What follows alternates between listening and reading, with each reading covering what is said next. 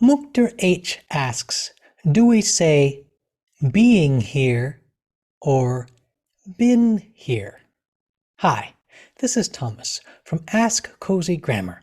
And one of the things we do at Cozy Grammar is to invite questions about grammar through our Ask Cozy Grammar program.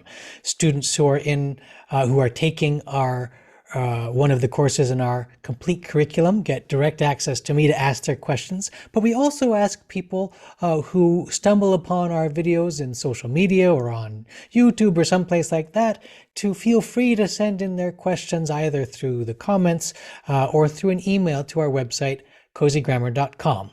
And one of the questions we recently got I thought was a particularly good one. It is about whether it is correct to say being here or been here. And the answer is that both of these phrases can be correct. However, it depends on the context in which they are being used.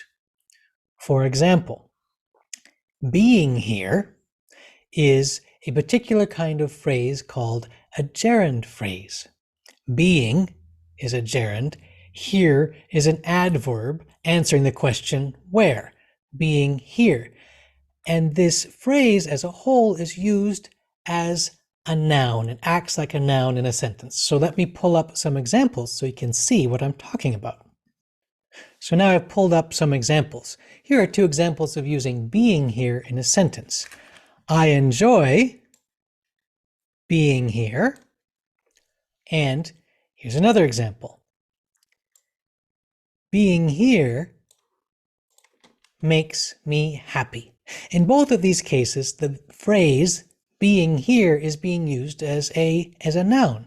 I enjoy something. In this case, the activity of being here. I enjoy being here. And in the second sentence, being here is in fact the subject of the sentence. Being here does something in the sentence. In fact, being here makes me happy. And in fact, being here does make me happy. So here, being here is a particular kind of phrase that we use as a noun or as the object of a sentence or as the subject of a sentence. Now, we can also explore being, the gerund being used with other kinds of words. For example, here is another example. What if we pair being with a preposition? In this case, with. Being with. We can use this phrase in a similar way. We can add a word to with, such as you. For example, I enjoy being with you. Or, being with you is delightful.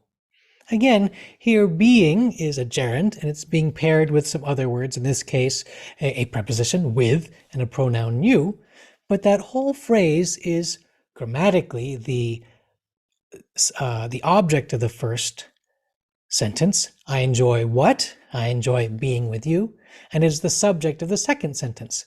Being with you is delightful. So let me close this so we can continue with the second part of this question, which is been here, B-E-E-N, here. Been here is somewhat different because been here is part of or are elements of a larger verb phrase. So we're no longer talking about verbs being used as nouns. We're talking about verbs being used in conjunction with one another. And here, been here only makes sense if we add one more verb. Let me show you what I mean. So here is an example of how we can use been here. Been here is a verb phrase which needs at least one more auxiliary verb or helping verb for it to make sense. The most common verb we can use with been here would be the verb have.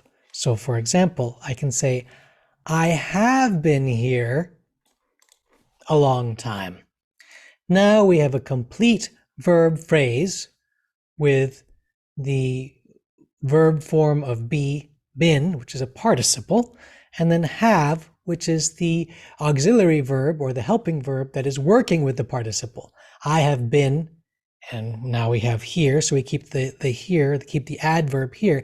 I have been here a long time. So now you can see that this particular phrase, even though it looks and sounds similar to being here, actually works in a completely different way in a completely different part of the sentence. Here's one more example, because we're here on the edge of Discovery Passage, where we have, you may be able to see Eagle Rock behind me, and the rocks have been here an even longer time. However long I've been here, the rocks have been here in almost infinitely longer than I have. Maybe not quite infinitely, but close to it, close enough in human terms. So again, have been here is how we would use been here in this kind of sentence, in this kind of usage. So those are some examples of the difference between being here and been here. And I love this question, and I decided I wanted to do a video on this question precisely because the question demonstrates a clear sense of paying attention to language, to being awake to the nuances and details of language. And as you continue your exploration of English grammar, of the English language, the more you can pay attention to your own questions, to the things that you happen to notice, and find someone to ask those questions to, the more your own understanding will become more nuanced, more rich, more thorough, more complete. So if you have more questions about grammar, I heartily invite you to share them in a comment or to send them to us in our website, cozygrammar.com. And I will try to answer as many of those questions as possible. Thank you, and all good wishes to you.